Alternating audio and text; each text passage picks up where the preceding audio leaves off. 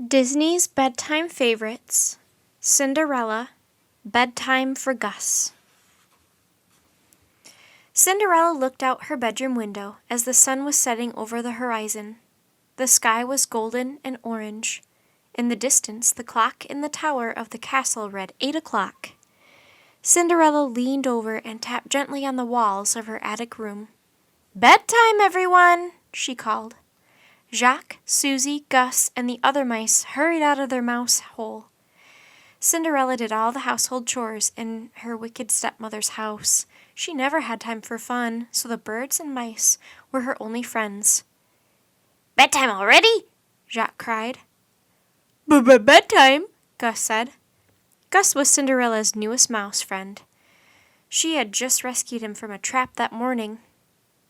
"Bedtime, Gus," Susie explained. "Close your eyes and fall asleep." Gus looked confused. He closed his eyes and started to tip over. Jacques caught him. "Not fall, Gus," he said. "Fall asleep, like this." He put his head on his hands and pretended to snore. Cinderella laughed. "Falling asleep isn't all there is to bedtime," she said. "Gus has never lived in a house before. We'll have to teach him about getting ready for bed." Okay, the other mice cried. "Show Gus."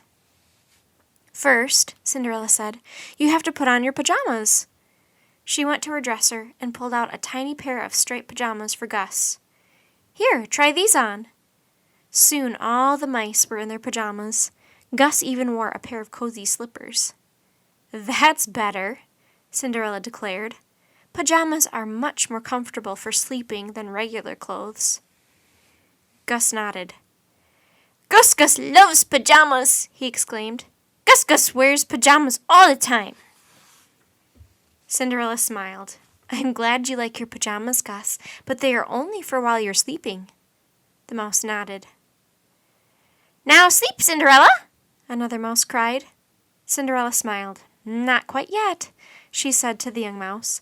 "First, wash your faces and brush your teeth. When you're all scrubbed and brushed, I'll kiss you good night, and then Susie will tuck everyone in." The mice began to brush their teeth. Gus said with a smile, tasting the minty toothpaste.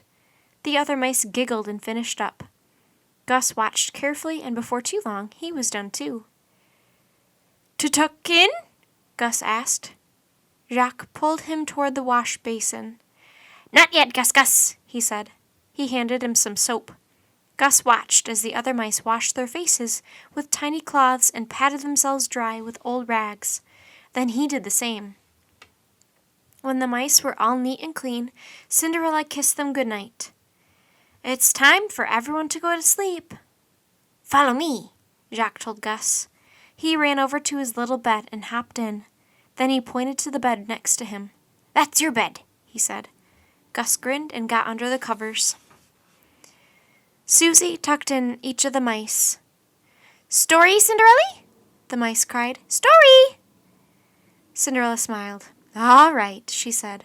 "Once upon a time, there was a young prince who lived in a beautiful castle. He had everything that money could buy, fine clothes, jewels, paintings, and more. But something was missing. He didn't have anyone special to love." She continued the story for a long time. Each time she tried to stop, the mice begged for more. After a while, they couldn't keep their eyes open anymore. It was just too late. When the last mouse had fallen asleep, Cinderella tiptoed to her own bed and climbed in, still thinking about the bedtime story. Dreaming up tales made her forget about her life of chores. Gus began to snore. Cinderella giggled and pulled up her covers. She glanced once more at the clock on the castle tower. "Oh my," she murmured sleepily. "If the mice had their way, I'd be telling tales until midnight." She snuggled against her pillow and yawned. "If only," she added sleepily, "some of my stories would come true." The birds began to sing a lullaby, and soon Cinderella was fast asleep, dreaming that someday she'd live in a beautiful castle. The end.